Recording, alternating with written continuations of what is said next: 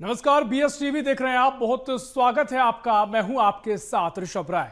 OBC साधे सब सदे, सत्ता का संतुलन सही ही गढ़े। क्योंकि छत्तीसगढ़ में एक बार फिर ओबीसी की राजनीति उबाल पर है। क्योंकि राहुल गांधी की अगुवाई में कांग्रेस की ओबीसी एडवाइजरी कमेटी की बड़ी बैठक का आयोजन किया गया और बैठक से निकला सीधा आरोप कि सरकार ओबीसी के साथ अन्याय कर रही है और लड़ाई के लिए सत्ता से बेदखल कांग्रेस अब नई रणनीति बनाती हुई नजर आ रही है। वहीं भारतीय जनता पार्टी अचानक ओबीसी की चिंता को लेकर कांग्रेस को घेरती नजर आई। पर सवाल यही है, क्या ये ओबीसी के हक की लड़ाई है या सियासत की एक नई चाल है? इसी पर करेंगे चर्चा। उससे पहले देखिए हमारी एक खास रिपोर्ट। ओबीसी की याद, 5 राज्यों में चुनाव के बीच ओबीसी एडवाइजरी कमेटी की बड़ी बैठक। ओबीसी वर्ग के न्याय की चिंता में कांग्रेस। राहुल की बैठक पर बीजेपी का वार। किसने छीना ओबीसी का हक? वोट बैंक बनाम विकास।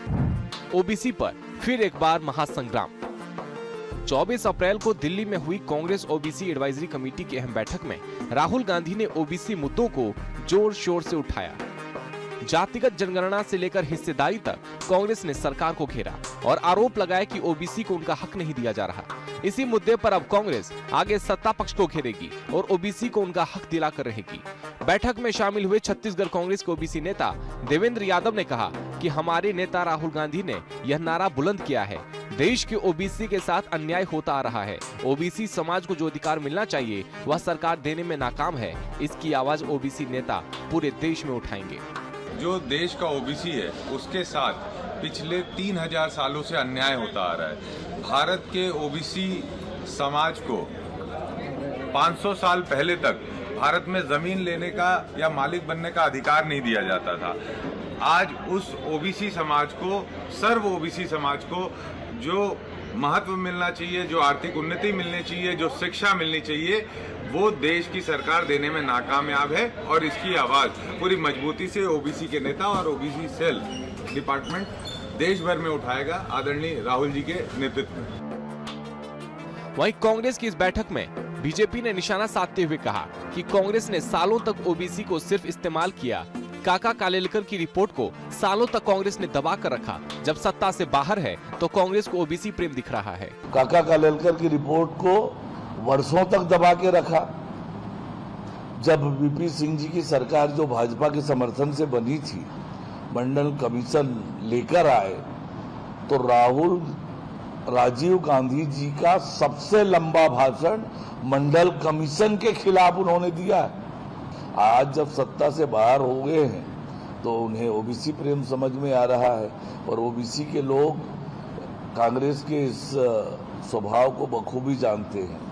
हालांकि इस पूरे मामले पर सियासत तेज है, पर सवाल यही कि इन सब के बीच ओबीसी वर्ग का साथ किसको मिलेगा और क्या ओबीसी का मुद्दा सिर्फ राजनीतिक अखाड़ा बन चुका है या वाकई बदलाव की कोई ठोस कोशिश की जा रही है? क्या कांग्रेस सच में ओबीसी वर्ग की चिंता में है या फिर केवल चुनाव के समय राजनीतिक रोटियां सेकने की कोशिश है? बीएस टीवी के लिए करिश्मा सोनी की रिपोर्ट। तो देखिए, राहुल गांधी की इस बैठक के बाद सियासी पारा भी बढ़ गया है और लगातार अब ओबीसी को लेकर चर्चाओं का दौर भी देखने को मिलेगा। क्योंकि कांग्रेस कह रही है ओबीसी के साथ जो सालों से अन्याय होता आ रहा है उसकी आवाज देश भर में उठाई जाएगी। इसी पर करेंगे चर्चा। खास मेहमान हमारे साथ जुड़ गए। हमारे साथ भारतीय जनता पार्टी से सुनील चौधरी साहब जुड़ गए। सुनील जी, बहुत स्वागत है आपका बीएस टीवी में। और साथ ही कांग्रेस की ओर से पक्ष रखेंगे अभय नारायण सिंह जी। अभय जी, बहुत स्वागत कर रहा हूं आपका बीएस टीवी में। चर्चा की शुरुआत करेंगे। सुनील जी, पहले आप ही के पास आऊंगा, क्योंकि कांग्रेस कह रही है कि 3000 सालों से ओबीसी के साथ अन्याय होता आ रहा है और बीजेपी सरकार पर भी कई आरोप हैं। अब कांग्रेस इसकी आवाज उठाने जा रही है, क्या कुछ आप कहेंगे? जी, राम राम जो है देख छत्तीसगढ़ कि कांग्रेस के लोगों ने तो ओबीसी को ठगने का काम किया है, लेकिन 3000 साल वाला ये कौन सा नया जुमला है मुझे समझ नहीं आया। शायद देवेंद्र यादव भी कह रहे थे, देवेंद्र यादव खुद यादव है और भगवान श्री कृष्ण यादव कुल के ही थे। उन्होंने तो एक बड़ी द्वारिका नगरी बसा करके और एक बड़ा राजपाट किया, तो कहाँ ठग रहे थे मुझे समझ नहीं आया। दूसरा, निषाद राज जी भगवान श्री राम जी के साथ में रहे, उनके सखा रहे हैं। तो कांग्रेस के ज्ञान पर तो तरस आता है मुझे। पता नहीं कहाँ से इन लोगों को कौन पुड़िया दे देता है, ये कहीं बाहर की पुड़िया ले लिए लगता है। देखिए, अपन अगर भारतीय व्यवस्था पर आए तो 60 साल कांग्रेस के पास रहा कांग्रेस ने जिस तरीके से ओबीसी समाज को ठगा है, वह तो उसको तो ओबीसी समाज कभी माफ नहीं करेगा। सामाजिक न्याय की जो अवधारणा है ना भारत के संविधान में, उसके साथ छल करने का काम किया। अभी मान ली अरुण साहू जी कह रहे थे काका कालेकर रिपोर्ट, तो दो केशव जो कालेकर जी थे वो स्वतंत्रता संग्राम सेनानी थे, महात्मा गांधी जी के बहुत करीब के व्यक्ति थे, और 1900 लगभग 50 के आसपास एक रिपोर्ट जो है आयोग गठन हुआ, जिसकी रिपोर्ट उनको प्रस्तुत करना था, और नेहरू जी थे उस समय प्रधानमंत्री। लेकिन क्या है, रिपोर्ट को नेहरू जी ने पूर्ण तरीके से अस्वीकार कर दिया। क्यों? उसमें सिफारिश थी कि 25% ओबीसी को आरक्षण देना चाहिए। उन्होंने ओबीसी की जातियों का वर्गीकरण किया। पिछड़ेपन का आधार जो है उसको जाति ना मान करके सामाजिक आधार को भी मानना चाहिए, ऐसा सारा विषय था। तो कुल मिलाकर के कांग्रेस कभी मानती नहीं। उसके आगे मंडल कमीशन का गठन हुआ। मंडल कमीशन किसने गठन किया? तो स्वर्गीय प्रधानमंत्री मोरारजी देसाई ने गठन किया। लेकिन उसके बाद 10 साल तक के कांग्रेस की सरकार ने उसको लागू नहीं किया। वीपी सिंह जी की सरकार आई 1990 में, तब भारतीय जनता पार्टी के सहयोग से सरकार थी, मंडल कमीशन लागू हुआ, तो 27% का आरक्षण अब मिल रहा है। इसके कारण मिल रहा है। लेकिन उसके बाद जब कांग्रेस की सरकार आई, किसकी? नरसिम्हा राव जी की सरकार आई 1993 में, तो उसमें भी एक क्रीमी लेयर जोड़ दिया गया। मतलब पिछड़ों के साथ कितना अन्याय करोगे आप। भारतीय जनता पार्टी की सरकार ने पिछड़ा वर्ग आयोग को संवैधानिक दर्जा दिया है। उसके पहले तो केवल ऐसे ही चल रहा था कि कोई संविधान के स्तर पे कुछ नहीं। उच्च शिक्षा में स्नातक स्तर पर, विशेषकर जो नीट की है, पीजी है, उसमें आरक्षण देने का काम एक ऐतिहासिक फैसला जो है वो माननीय मोदी जी की सरकार ने किया। और जातिगत जनगणना का लाभ किसको होगा? जातिगत जनगणना से ओबीसी की जो वास्तविक संख्या है उस समुदाय की, वो निकल करके आएगी। उस आंकड़े के आधार पर देश को पता चलेगा। अब ये राहुल गांधी जी को जो डर सता रहा है ना, यहीं पर का डर है। इसलिए ये डर के अब बैठक शुरू किए हैं। अब तो ठीक है सुनील जी, आपके महत्वपूर्ण तर्क है, भारतीय जनता पार्टी के तर्क है। अभय नारायण सिंह जी, पूरी बातों को आपने सुना। क्या राहुल गांधी जी को अब जनगणना जो होगी, या फिर जिस तरीके से पूरी लगातार चर्चा है कि उससे डर राहुल गांधी को पैदा हो गया है, और साथ ही वो ये कह रहे हैं कि 3000 साल वाला फॉर्मूला कहां से कांग्रेस लेके आई है। और दूसरी बात यह है कि जिस तरीके से कांग्रेस ने आरोप लगाया, बीजेपी खुद ये कह रही है अधिकांश समय तक आपकी सरकार रही और कांग्रेस ने सिर्फ वोट बैंक की तरह ओबीसी को इस्तेमाल किया गया, उसके अलावा कांग्रेस ने कुछ नहीं किया। तमाम चीजें हैं, जवाब दीजिएगा। ऋषभ जी, सबसे पहले तो मैं अभिनंदन राय हूँ, और मैं आपको और आप हमारे पहले साथी सुनील भैया को नमस्कार करता हूँ। बहुत अच्छे विषय पे आज में डिबेट रखा। और ये राहुल गांधी और कांग्रेस का राजनीति है कि आज बीएसटीवी को उस पर डिबेट करना पड़ रहा है। अगर राहुल गांधी जी ओबीसी की बैठक नहीं करते तो ओबीसी की याद कहाँ दी आती मीडिया को, कहाँ दी आती जनता को? तो राहुल जी तो मुद्दे वही उठाते हैं जो जनता के मुद्दे हों, जो जिसके माध्यम से आप सबके माध्यम से मुद्दे जनता तक जाएं, उस वर्ग तक जाएं जिनकी आवाज राहुल जी और कांग्रेस उठा रहे हैं। क्योंकि लोकसभा विधानसभाओं में तो राहुल जी को बोलने पे पाबंदी है। लेकिन अभय नारायण जी, जब ओबीसी की बात उठाने की, आवाज उठाने की बात कांग्रेस कर रही है, तो बीजेपी कह रही है कि अगर इतनी आवाज उठा रहे हैं तो काका कालेलकर की रिपोर्ट की भी आवाज उठाई होती, उसको सालों तक दबा के रखा गया। बीजेपी गड़े मुर्दे उखाड़ने का काम करती है। बीजेपी नेहरू जी तक जाएगी, बीजेपी भवन तक जाएगी। बीजेपी वर्तमान में बात नहीं करती। चैलेंज के साथ बात कर रहा हूं कि 11 साल की मोदी सरकार में अपने जाति को ओबीसी में शामिल करने के अलावा, अपने आप को ओबीसी का नेता बताने के अलावा, अगर नरेंद्र मोदी की सरकार ने 11 साल में कोई काम किया हो, अगर 15 साल में रमन सिंह ने कोई काम किया हो, अगर 2.5 साल में बिस्तु देवसाई ने कोई काम किया हो, मैं सुनील भैया से पूछता हूँ, जब अगला वक्तव्य देंगे तो बता देंगे कि 11 साल में हमने क्या किया। जातिगत जनगणना की बात किसने छेड़ी देश में? राहुल जी ने छेड़ी। आज उसको आपने अपनाया, राहुल जी की बात को माना, और आप जनगणना, जातिगत जनगणना हो रही है, उसके परिणाम आएंगे। इसकी बात तो राहुल जी ने उठाई ना। आप तो विरोध में थे, भारतीय जनता पार्टी के लोग तो पुतले चढ़ाने में भी जीते। लेकिन जब राहुल जी का दबाव बना तो आपने स्वीकार कर लिया। और आज राहुल जी पूरे देश में जिसकी जितनी भागीदारी, नहीं, लेकिन अभय नारायण जी, क्योंकि ठीक है आप तमाम बातों का जिक्र कर रहे हैं, 11 सालों पर भी आप सवाल कर रहे हैं, लेकिन जब बात 3000 साल की आएगी और खासकर पिछले 500 सालों की बात आप करते हैं, तो अगर आजादी की बात करें तो कांग्रेस का शासन ज्यादा रहा है, तो फिर आप पर भी ये सवाल घूमकर आप ही के सवाल आप पर आ रहे हैं कि आपका भी शासन रहा, यानी आप जो करें कि हमेशा से ही नजरअंदाज किया गया, ओबीसी का अब किसी ने उसमें फायदा नहीं पहुंचाया, तो उसमें आप भी शामिल हैं? ऋषभ जी, जब 47 में देश आजाद हुआ और 52 में पहली सरकार बनी, तो भारतीय जनता पार्टी के नेता तो अंग्रेजों के गोद में थे। उस दिन हमारी जनसंख्या क्या थी, हमारे पास सुई बनाने की भी फैक्ट्री नहीं थी, खाने के लिए लोगों के पास एक टाइम की समस्या थी। कांग्रेस ने विकास की बात की, कांग्रेस ने सभी को लेकर चलने का काम किया। उस वक्त प्राथमिकता थी कि भारत आजाद हुआ है तो भारत को एक शक्ति बनाया जाए, और 40 से 50 साल उस शक्ति को बनाने में लगा, जिस झंडा को लेकर आज मोदी जी घूम रहे हैं। उसके बाद रही ओबीसी की बात, मुलायम सिंह कहाँ से पैदा हुए, लालू यादव कहाँ से पैदा हुए, ओबीसी की राजनीति से पैदा हुए, देवीलाल जी कहाँ की राजनीति करते थे। भारतीय जनता पार्टी तो कहीं थी नहीं, कहीं गिनती नहीं था। लाल किले पर भगवान इंसान मांग रहा हिंदुस्तान का नारा लेके जो लोग तिरंगा झंडा नहीं लगाते थे, वो हमको सीख दे रहे हैं, वो हमको जातिगत गणना सिखा रहे हैं। जिनका अपना वजूद नहीं था, जिनका अपना अस्तित्व नहीं था, जिनकी कोई भूमिका नहीं थी। 77 में मोरारजी देसाई कौन थे? कांग्रेस के थे, जनता पार्टी में गए, आपके पास कोई व्यक्ति नहीं था, आपने उनको प्रधानमंत्री बनाया और उन्होंने ओबीसी की बात की। कहां से निकल के आए थे वो? कांग्रेस से निकल के आए थे वो। पहले इतिहास तो सुनील जी और भाजपा के लोग पढ़ लें। ठीक है सुनील जी, करते हैं एक सवाल का जवाब सुनील जी से लीजिएगा। भूपेश बघेल सरकार ने विधानसभा में एक विधेयक पास किया था जिसमें 27% ओबीसी को आरक्षण देना था, 76% आरक्षण का विधेयक आज भी राजभवन में है। सुनील जी और मोदी जी में थोड़ी क्षमता हो तो उस विधेयक को पास करा दें और बताया कि वो विधेयक। ठीक है सुनील जी, बहुत क्षमता पर सवाल है। और साथ ही वही जो कह रहे हैं काका कालेलकर की जो रिपोर्ट की बात है, तो जब आजादी हुई तो उसके बाद विकास की बात कांग्रेस ने की, ना सिर्फ जातिगत बढ़वाया, इस तरह की बातें नहीं की, कई सारे मुद्दे थे उन पर फोकस किया गया। इधर तमाम तर्क हैं, क्या कुछ कहेंगे? क्या बोलूं मैं, इनके तर्क है। एक तो कहा 3000 साल पहुंच जाते हैं कांग्रेस के लोग, फिर कहते हैं 500 साल। अरे भगवान राम को मानते हो कि नहीं, कृष्ण को मानते हो कि नहीं, पूजा उजा करते होगे घर में, तो थोड़ा पढ़ लो, अपने धर्म ग्रंथों में सब स्पष्ट उल्लेख है। और एक महत्वपूर्ण बात ये कह रहे थे कि कांग्रेस के पास में तो कुछ वो ऐसा था, ठीक है, कांग्रेस का तो विजन ही नहीं था। देश की आजादी देश के लोगों ने लड़ी, कांग्रेस उसको लीड कर रही थी और उसके कारण सब लोग थे।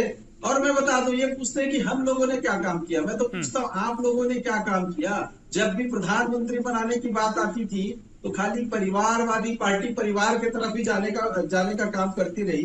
और देखिए, आज अगर मोदी जी की बात करें तो माननीय मोदी जी की सरकार में पिछड़ा वर्ग आयोग, संवैधानिक दर्जा, सुन लो ना भैया, सुन लो, आपके और मेरे बच्चे या हमारे ओबीसी समाज के बच्चों को जो तकलीफें होती थी शिक्षा के लिए, जो काका कालेकर की रिपोर्ट में था, उस शिक्षा के लिए आज ओबीसी के हॉस्टल बनाए जा रहे हैं, ओबीसी के लिए कोचिंग से। भैया सुनो ना, देखो ऐसे नहीं, आराम से भैया सुनो, आप बोले तो मैं सुन रहा था।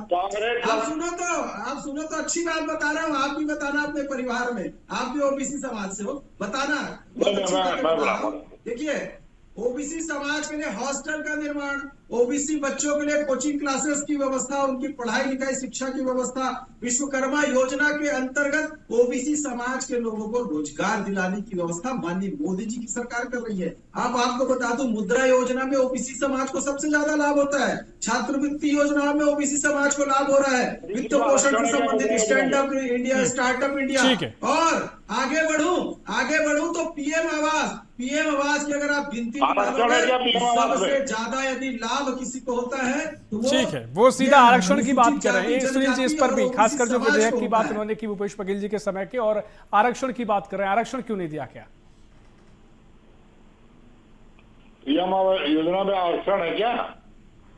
हॉस्टल में आरक्षण है क्या? लेकिन ठीक है सुनील जी, इस पर एक रिएक्शन दे दीजिएगा, क्योंकि वो कह रहे हैं कि योजना के भीतर भी आरक्षण की आवश्यकता उनको महसूस होती है। अगर वो क्यों नहीं दिया गया तब साबित होता कि आप ओबीसी हितैषी हैं। मैं उसी विषय पर आ रहा था। अब आप मुझे बताइए, भारत का संविधान कहता है कि 50% से ज्यादा आरक्षण नहीं दिया जा सकता, और इनके राहुल गांधी संविधान को लेकर के ऐसे दिखाते हैं सब जगह में। संविधान के विपरीत जाकर के भूपेश बघेल जी ने कह दिया 76% आरक्षण दो, कोर्ट ने उसको माना नहीं, वो जाकर के धराशायी हो गया। अब आप मुझे बताइए, संविधान के संबद्ध होना होना चाहिए, कि संविधान के विरोध में होना चाहिए, और ये लोग कह रहे हैं। ठीक है, अब ठीक है अभय नारायण जी, बेतुकी बात करते ठीक है हो। अभय नारायण जी, क्योंकि देखिए तमाम बातें हैं, नहीं है। क्योंकि आप इन सवालों पर आएंगे, इन 11 सालों पर चर्चा करेंगे तो आपकी पुरानी जो सरकारें रही उन पर भी सवाल होगा। कुल मिलाकर क्या ये जो बैठक हुई है, क्या आगामी तरीके में कांग्रेस को ये समझ आ रहा है कि अब ओबीसी को साधना बहुत जरूरी है, और जनगणना की जहां तक बात है, हिस्सेदारियां भी तय होगी और योजना भी बनेगी, उसी के तहत आगे योजना बनाई जाएंगी। क्या ये कांग्रेस समझ चुकी है, जो कि बीजेपी कह रही है कि डर लग रहा है राहुल गांधी को, ओबीसी साधना जरूरी है? ऋषभ जी, पूरे हिंदुस्तान में एक पार्टी है जो भाजपा से नहीं डरती, वो कांग्रेस, और एक नेता है जो मोदी की आंख में आंख डाल के बात करते हैं, लोकसभा हो या लोकसभा के बाहर, राहुल गांधी। तो डर करके तो कोई बात नहीं है। राहुल गांधी तो ओबीसी है क्या? जहाँ डर होता है वहाँ राजनीति नहीं होती। मोदी जी ओबीसी है? मैं डर का जवाब दिया। मोदी जी ओबीसी है, राहुल गांधी जी ओबीसी है क्या? दूसरी बात, राहुल जी ने ये नारा दिया था कि जिसकी जितनी हिस्सेदारी उसकी उतनी भागीदारी। वही तो कांग्रेस में दे दो ना। राहुल जी ओबीसी है क्या? मोदी जी ओबीसी है, राहुल जी ओबीसी है क्या? राहुल जी क्या है यही बता दो। राहुल जी को समझने के लिए भारतीय जनता पार्टी अरे क्या है, स्पष्टता से बोलो ना। राहुल जी, नारायण राय हो, राहुल जी इस सरकार के, मैं सुनील चौधरी हूँ, राहुल जी इस सरकार के खिलाफ मोदी जी ओबीसी समाज से आते हैं, राहुल गांधी जी कौन से समाज से आते हैं? दलितों की आवाज है, की बात कर रहे हैं, कौन से समाज से आते हैं? की आवाज है, राहुल गांधी महिलाओं की आवाज है, प्रधानमंत्री राहुल गांधी के खिलाफ। नहीं अभय नारायण जी, ठीक है अभय नारायण जी, अगर राहुल गांधी जी सबकी आवाज है तो फिर ओबीसी की भी अलग से क्या जरूरत है? अगर ओबीसी की बात कर रहे हैं तो पूछ रहे हैं कि राहुल गांधी जी के ओबीसी से हैं, लेकिन यहाँ वो कह रहे हैं कि पीएम मोदी तो ओबीसी से हैं। देखिए ऋषभ जी, पीएम मोदी जब प्रधानमंत्री बने तो साहू बन जाते हैं, जब बंगाल जाते हैं तो बंगाली बन जाते हैं, जब बनारस जाते हैं तो गंगा के पुत्र बन जाते हैं। वो तो अवतार हैं, उनका तो लेकिन ओबीसी कोई, राहुल गांधी जी क्या मैं व्यक्तिगत बात पे नहीं जाना चाहता। राहुल गांधी जी क्या है? ऋषभ जी, डिबेट का विषय है कि राहुल जी ने ओबीसी की बैठक क्यों की। मुझे भी बड़ा इंटरेस्ट है राहुल गांधी जी। ठीक है अभय नारायण जी, मैं आपकी बात को कंप्लीट करने पे आ रहा हूँ मैं सुनील जी आपके पास, अभी कंप्लीट कीजिएगा अभय नारायण जी। लेकिन ठीक है, ओबीसी का मुद्दा उठा ही दिया है तो बीजेपी आपसे पूछ रही है कि भाई राहुल गांधी जी भी बता दें कि ओबीसी यहाँ हितैषी बात कर रहे हैं। आप कह रहे हैं कि ओबीसी की आवाज उठा रहे हैं, लेकिन यहाँ पर बीजेपी कह रही है कि हमारे प्रधानमंत्री ओबीसी से आते हैं और हमने ओबीसी प्रधानमंत्री बनाया है, लेकिन कांग्रेस के जो नेता आवाज उठा रहे हैं वो खुद ओबीसी से नहीं आते हैं, तो इसका जवाब तो देना पड़ेगा। वहाँ अशोक गहलोत ओबीसी नेता थे, भूपेश बघेल छत्तीसगढ़ के मुख्यमंत्री जाबाज ओबीसी नेता थे। राहुल जी क्या है, नरेश यादव भैया, अरे वंशावली और किताब यही लोग पढ़ते हैं। राहुल गांधी जन नेता है और गांधी परिवार के हैं। अरे किस वर्ग से हैं? जवाहरलाल नेहरू, इंदिरा गांधी, राजीव गांधी, सोनिया गांधी, राहुल गांधी, इनकी वंशावली है।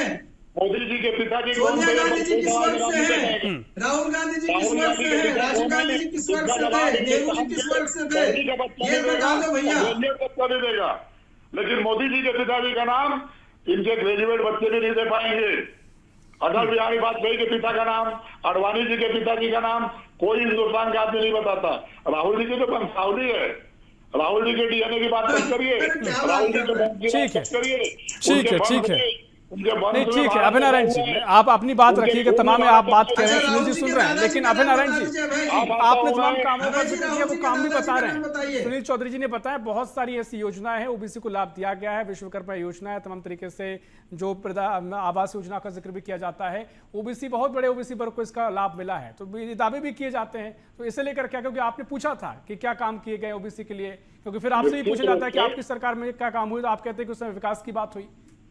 निश्चित रूप से 1952 से लेकर 2026 तक जब भी कांग्रेस की सरकार रही है, कांग्रेस की सरकार ने एसटी और ओबीसी के लिए काम किया, गरीब और महिलाओं के लिए काम किया, और उनकी राजनीति नहीं की।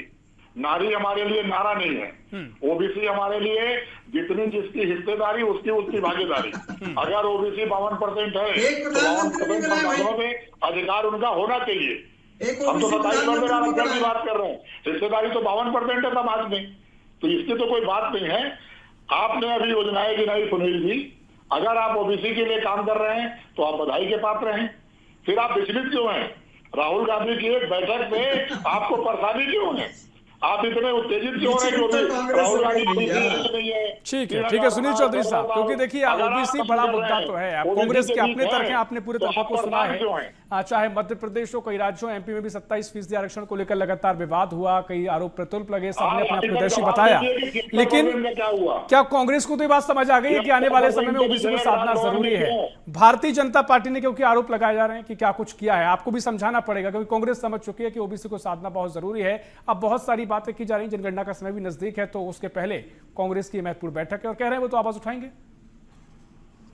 देखिए, भारतीय जनता पार्टी का विषय नहीं कि हम किसी को साधना है, हमने तो ओबीसी को अधिकार दिया ना। जो 27% कह रहे हैं, वीपी सिंह जी की सरकार के समय मंडल कमीशन को लागू करवाने वाली भारतीय जनता पार्टी थी। राजीव गांधी जी ने खुला विरोध किया था, सदन के भाषण सुनिए, लोग खुला विरोध किया था कि ओबीसी को 27% आरक्षण नहीं देना चाहिए। और हमारे राज्य में 7 मंत्री 6 से 7 मंत्री ओबीसी वंचित वर्ग से सबसे ज्यादा प्रतिनिधित्व छत्तीसगढ़ में है। केंद्र में भी 27 मंत्री ओबीसी वर्ग से आते हैं। तो ये लोग सिर्फ बात करते हैं। ओबीसी समाज के लिए काम करने वाली पार्टी भारतीय जनता पार्टी है। एक प्रधानमंत्री ओबीसी से बना नहीं सके, एक इनका राष्ट्रीय नेता ओबीसी से बनता नहीं है। राहुल गांधी, ठीक है अभय नारायण जी, चर्चा अभी तक देखने को मिल रही है जो आपके तर्क आपने दिए, ठीक है, आपने बहुत सारी बातों का जिक्र किया है, लेकिन सेम बातें बीजेपी भी आपकी पुरानी सरकारों पर करती है। लेकिन जो तर्क बीजेपी दे रही है कि हमने क्या क्या काम किया है, कितना हमारा आंकड़ा देख लीजिए, कौन मंत्री विधायक यहाँ से हैं, तमाम तरीके से वो आंकड़े का जिक्र भी होता है। तो कांग्रेस को अगर ओबीसी पर फोकस करना है तो भविष्य की रणनीति बनाई जा सकती है, लेकिन अगर बीजेपी पर अब सवाल कर रहे हैं तो कई सवाल फिर आपके ऊपर भी आएंगे, आपको उनका भी जवाब देना पड़ेगा। ऋषभ जी, भारतवर्ष में पूरे ओबीसी की राजनीति में जितने लीडर आज हैं वो सब कांग्रेस के साथ हैं, और कांग्रेस और ओबीसी के लीडर मिलकर भारतीय जनता पार्टी के खिलाफ जो ओबीसी का हक छीन रही है, जो ओबीसी के हक में डाका डाल रही है, जो प्रदेश अध्यक्ष बनाती है, लेकिन मुख्यमंत्री डिप्टी तो साहब को बनाती है। वोट मांगते हैं साहू के नाम पर, मुख्यमंत्री है, यही बात जनता पार्टी है। बातें नहीं करूंगा, यादव जी है, वर्मा जी है, लक्ष्मण रजवाड़े जी है, कहाँ पड़े हो चक्कर में भैया, बना रही है, कहाँ पड़े हो चक्कर में। नहीं, लेकिन अभय नारायण जी आप तमाम बातों का जिक्र कर रहे हैं, थोड़ा साबित भी कीजिएगा तर्कों के जरिए, क्योंकि बीजेपी तो कह रही है कि भाई साहब हमारे मुख्यमंत्रियों की लिस्ट देख लीजिए अन्य राज्यों में, पूरे छत्तीसगढ़ में, उसके अलावा तमाम तरीके से मंत्रियों विधायकों की संख्या देख लीजिए। कांग्रेस क्या कुछ तर्क प्रस्तुत करेगी, क्योंकि भारतीय जनता पार्टी पर आप आरोप लगा रहे हैं तो वहां से भी आप पर सवाल आएंगे, या फिर तो रणनीति बता दीजिए कि भाई साहब ओबीसी को साधना आगामी चुनावों में महत्वपूर्ण होने वाले हैं, इस वजह से बीजेपी कांग्रेस रणनीति बना रही है, या ये मान लीजिए। ये जो आज ओबीसी मुख्यमंत्री का दावा कर रहे हैं, सब रिमोट कंट्रोल में चैनलों ने नेताओं को जातिगत समीकरण में बैठा दिए हैं। अशोक गहलोत ओबीसी है कि नहीं, कितने बार मुख्यमंत्री रहे हैं। भूपेश बघेल ओबीसी है कि नहीं, सचिन पायलट राष्ट्रीय महासचिव है, ओबीसी है कि नहीं, कितने ओबीसी का नाम गिनाऊंगा। और जो हमने ओबीसी का काम किया है ना, एक आधे घंटे की डिबेट कम पड़ेगी। ओबीसी को अधिकार देने का, सुनील चौधरी साहब, बाकी सब रिमोट कंट्रोल वाले ओबीसी के नेताओं को आप आगे बढ़ाते हैं का काम हो। मेरा इससे प्रश्न है, ये बोल रहे हैं कि ओबीसी के लिए काम किया तो आधे घंटे की बात हो, एक दो काम ये बता दें, मैंने तो बहुत साल बताया, मैं अपना समय को देता हूँ, एक दो काम इनसे पूछिए ना, ओबीसी के लिए एक दो काम पूछ लीजिए, योजनाएं गिना रहे हैं, एक दो काम पूछ लीजिए, योजनाएं गिना रहे हैं, मैं तो पूछ रहा हूँ ओबीसी का आरक्षण क्या। चलिए अभय नारायण जी, ठीक है अभय नारायण जी, देखिए चर्चा हो ही रही है, चर्चा महत्वपूर्ण है, क्योंकि आप आगे भी साबित करेंगे, आवाज उठाएंगे, यहाँ भी आप साबित कर रहे हैं कितने हितैषी हैं। तो बीजेपी आपसे पूछ रही है, कुछ काम बता दीजिएगा, 2-3 काम जो आपने किए ओबीसी के लिए। अभय नारायण जी, आपकी सरकार में हुए काम गिना दीजिएगा, बीजेपी पूछ रही है 2-3 काम ऐसे जो आपने किए हो, ओबीसी में बड़ा बदलाव आया हो। ये तो न पढ़ के आते हैं, न लिख के आते हैं, न तैयारी से आते हैं।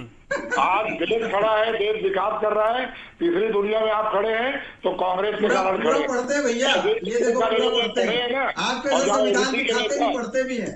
जहाँ ओबीसी के नेता लीडरशिप कर रहे हैं, ओबीसी की बात करने पे भाजपा मजबूर हुई है।